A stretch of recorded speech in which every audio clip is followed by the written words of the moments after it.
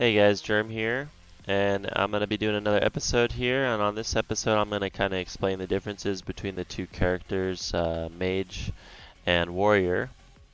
And my character Germs here is a Mage. And so the Mage class is the class that specializes in using magic spells. The magic spells are going to be Fireball, then you have Lightning Ball. You have Flash, which is a lightning spell. You also have Freeze, which will slow down enemies.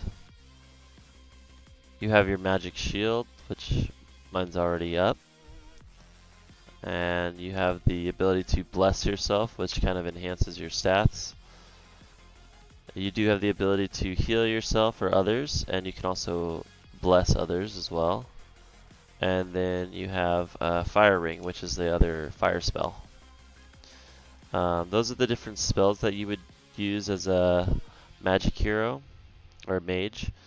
The other type of player would be a warrior, which this character down here is.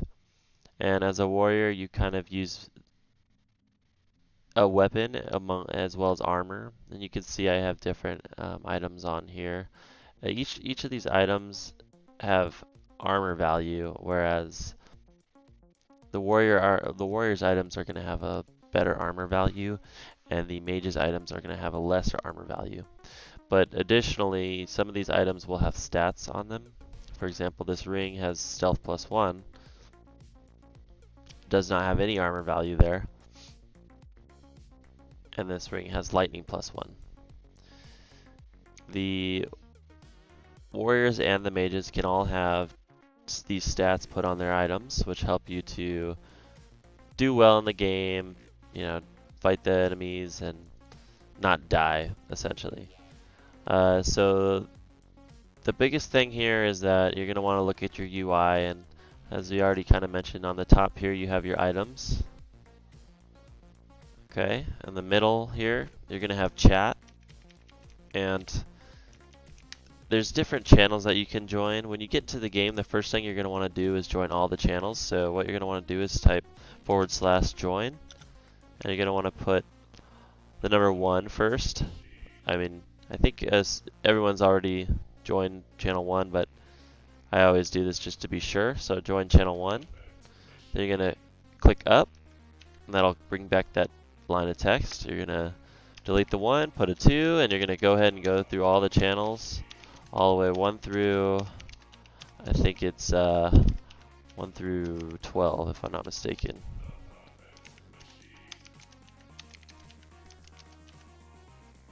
Uh, 13, 1 through 13 is going to be all the channels for now. That way you'll be able to see what other people are typing in the game, and you can kind of stay connected and ask questions in different channels. And the chat will pop up, and let me see if I can find you some. So you see there's different colors for the different channels. So you'll get used to that eventually. The other thing to look at here is that on the left-hand side, you have your skill tree, basically. There's all sorts of skills that you have here, but some are more important than others, and we'll go into that at a later time. Over here you see that there's these orbs here, and they say fast for F5, F6 is normal, and F7 is stealth. Those are the different running speeds, so if I press F5, then I'm going to be running a little bit faster than if I were to press F6. I go a little bit slower, and if I press F7, I'm going to go even slower, and I will actually be invisible to certain players at certain distances, depending on what level or how many points I put into my stealth skill. Then you have these tubes here. These are kind of like timers on how long different things are going to be active for. So you can see the only one that's raised right now is my bless skill, and that says that I have 230 seconds to go, and it'll count down. And by default, as a mage, I'm going to automatically re-bless myself when I get the mana. You can always type /help at any time to see the different commands that are available, and you can turn things off like auto bless and whatnot. Then you're going to see over here potion. If you had a alchemy potion active that helps raise your skills, you'll see that. If you heal yourself, then it'll show you how long before that heal is going to expire. And then rage as a skill for warriors. So as a mage, I won't see that, but as a warrior, I would. And down below that, you'll see that you have some money here. The money is just kind of what you have on your person. There is bank system in the game, and so you can deposit the money at the bank. And to do that, you would just type deposit and the amount when you get to the bank. I want to go ahead and point out this guy here. We talked about the mage class. We talked about the warrior class. This player right here is actually a combination of both. So this is known as Saiyan in the game, a Saiyan class. And the Saiyan class is a warrior essentially with magic skills. And so after you reach a certain point in the game, you can do through a series of quests, finish those, and then fight what's called the Gatekeeper and become a Saiyan. And it has its perks as well. It's not for everyone, but a lot of people do like that. The coloring of this player's name indicates that he's part of a clan. And when you control and right click the player, you can see their description and their items. So you see his items here. You see his name, his level, and then he also has information on how many times he's been saved, and we'll go over that in a little bit. How many times he's died, how many parts of the labyrinth he's solved, we'll go over that in a little bit as well. And then his military rank, and that he's a member of the clan Orange Castle. So that clan is what gives him that color in his name. So if you see players with different colors in their names, it's because they're part of a clan. Now there are other players in the game like this Dark Flare and then this Misk, but there are also non-playable characters in the game, NPCs. And Greeter over here is one, James is one, Fred is one. Anyone who gives you a quest is going to be one. All the traders are one, although you could still trade with other players in the game. So the way that you trade with any of the traders is you're going to type their name, so Fred, and you're going to say type trade, so Fred trade. So that'll bring up the menu. You'll see there's different items here. Mainly when you're starting out, the only items you're going to be worried about are potions and recall scrolls. And recall scrolls are important because what they do is if you're fighting an enemy and you're about to die, you click on that recall scroll and it'll take you back to the blue square where you spawn on every time you load into the game. So for example, I can buy one here from him and I can show you that. Thought that was one, but that was a quest item actually. So you want to make sure you buy the appropriate level recall scroll. So anytime you're in the trade menu or you look at your items, you can right click your items and it'll give you a description of them. So I bought the recall scroll for level 10 because I'm level 7 and I'm past the level 5 recall scroll. So I'm going to use that and I go back to the blue square. You can touch a blue square in a different town or different area of the map, and it will allow you to go back to that blue square anytime you exit the game and load back in, or you use a recall scroll. Anytime you die, like this player just died, you'll come back here as well. Anytime a new player starts, they'll start on this very blue square, which is in the town of Cameron. Now I'm going to go to this teleporter here, and to do that, you hold shift and you left click. It's going to use that. And then you can see that there's the different towns on this map. So the starting town is Cameron. That's where you're going to do most of your quests until you hit about level 10 or so. Then you'll move on to the town of Aston, and there's other towns that you'll move and progress through as you level up. You can see there's different clan spawners here. So I don't think you're able to go to those unless you're in the clan. We'll try though. Apparently you can, so you can go to their different spawners. I'm not familiar with that, but we'll go over that later once I learn it myself. And then there's these different spawners over here: Tribe of the Zelina, Zelina Entrance, Sarasa Tunnels, all that, and Ice 1, 2, 3, 4, all through 5. Those are different quest spawners that you can go to, and those will be something you'll do later on in the game. These M codes here, these are the different mirrors of the game. The old version of the game had 3 mirrors. There was a beginning mirror, which was like M1 through 8 or so, or M1 through 12, I think. And then there was a middle mirror, and then there's an ending mirror. Now, I don't know if this game has mirrors, and in some of the cities like Aston, there are no mirrors. But in Cameron, there is, and in some of the quest areas, there is. So over here on the right, you'll see I do have items here. Some of these items are keys, and you need them to unlock certain doors. I do have some flowers that you can pick throughout the map, some other wearable items, and then these 2 items are quest items. So all of your items share the same inventory, and it's something that you're going to want to keep an eye on because you're going to want to turn those quest items in. If you ever want to see what, I'm going to go back to Cameron here. If you ever want to see what quests you have, or you're on, or if you ever want to reopen a quest, you can click your quest log, which is at the top right here. It'll also show over here your time in the game, which helps you for certain quests or certain things require you to do things during a certain time.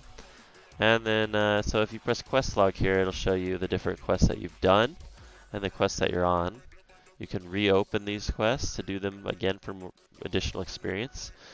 And it'll tell you how many times you've done it and how much experience you'll get for completing it. As you can see, you know, if you do it the first time, you'll get 100% experience. Then if you try to do it another time, it'll be 82% experience, then 68%, and then it'll keep going down, 56, and so forth.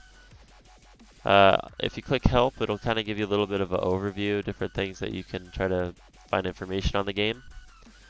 And that's useful for when you're new, but it's also kind of hard to really look through it all. So if you do have questions, don't hesitate to ask in the info channel. You can type /info, or it's also known as /C1, channel 1.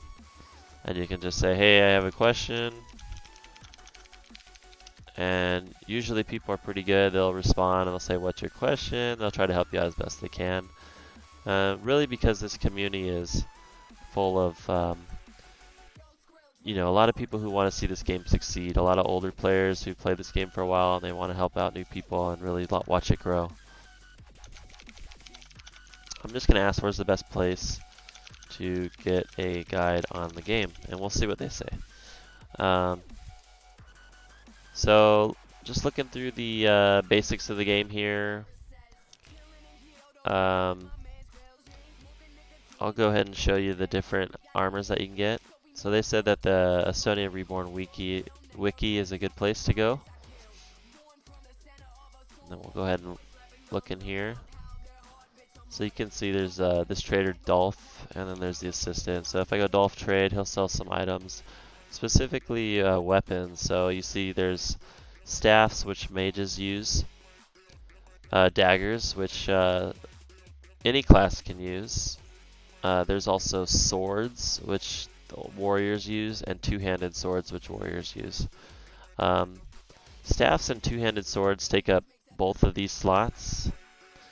They can be very good because it's better for killing enemies, but it can also be kind of bothersome because you won't be able to use torches, and sometimes you'll get into dark areas where you'll want to use torches, and I'll show you what it'll look like right now if you were to be in one of those dark areas.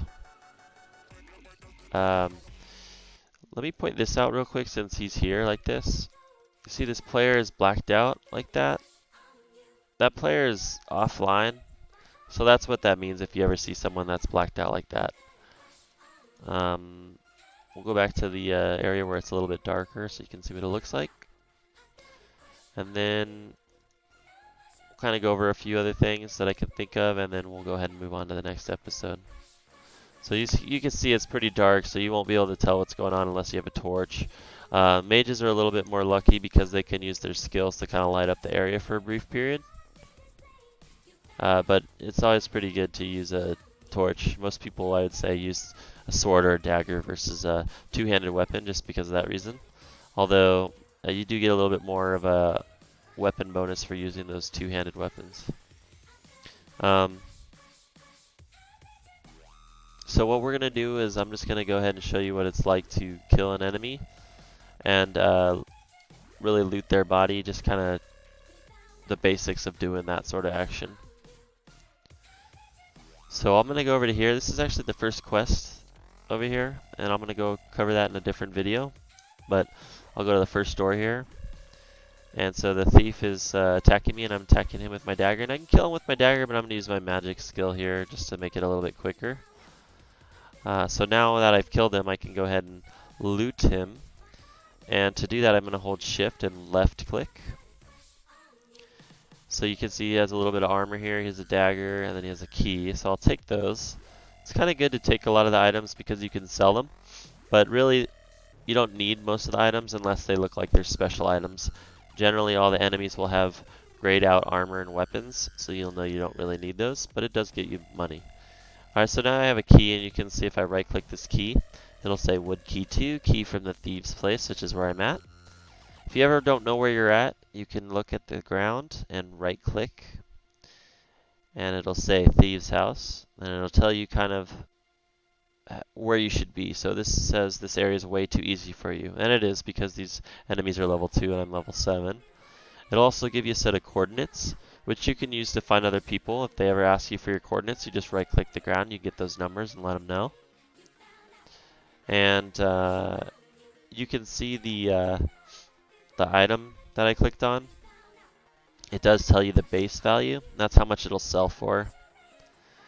You can also see up here that once I killed that enemy, it said 1 done, 5 to go. That'll tell you how many enemies in the area you will need to kill in order to get a strike bonus. And that's good to do because it gives you a little bit of extra experience for killing all the enemies. Anytime you see something on the ground, like that body, you just shift and left click. So I'm clicking on this flower here, and we'll go pick that. So it'll go into your cursor.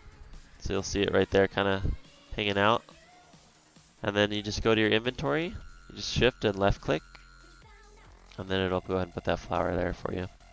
If your inventory ever gets a little bit crowded and you don't really know what's going on with it, all you got to do is click /sort, type in sort, and then press enter, and then it'll sort all the items kind of by their type. And so it makes it a little bit easier to follow along with all that. So certain items can be interacted with on the map as well, like the teleporter was one. Doors are another. You can walk through doors, and you just left click everywhere to get around. Right click kind of turns your character to look at different ways. You can shift and left click the doors to open them.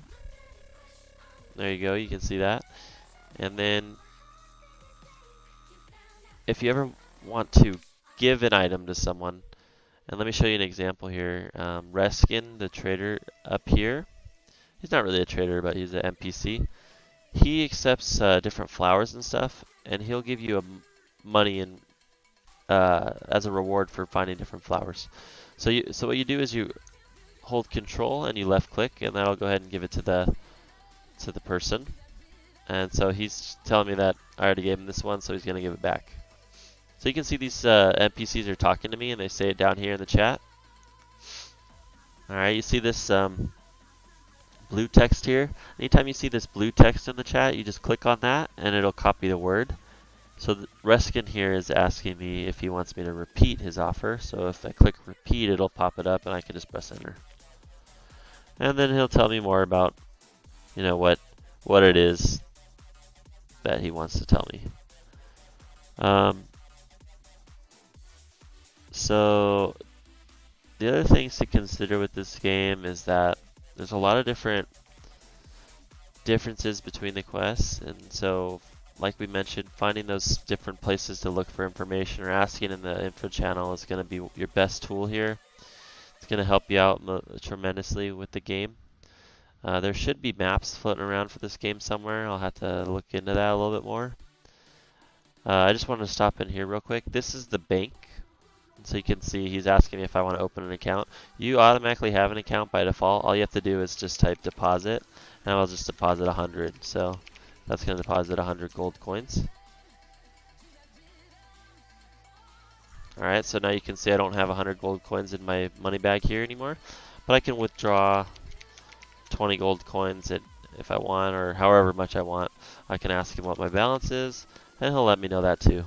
You can see over here that 20 gold coins were added. This over here, this little chest thing in the banks, this is pretty important. This is your stash, your depot, and you can see mine's empty, but you can use this to store all sorts of items. So you could just drop everything, right? And then the other thing that you can do here is you can type /depot /depot sort, and that'll sort your depot as well. And that just makes it a little bit more organized. So I'm just going to take all this back because we'll just end up selling all this stuff. But that's the gist of the game so far. Warriors are going to have different skills, obviously, and so you'll raise them differently. You also kind of want to keep in mind that as a mage, you're gonna be a little bit more weaker when in those melee combats. So you're generally going to want to try to avoid melee combats if you can. You won't be able to most of the time, so you just want to be sure that you're able to run away. As a warrior, you do need to be up close and doing the melee combat. So if you're going up against an NPC enemy that's a mage, he's going to try to run from you, so you need to chase him down. And you'll see that as we go through these guides. And I'll go ahead and get into the next part of these things in the next episode. See you guys in the next one.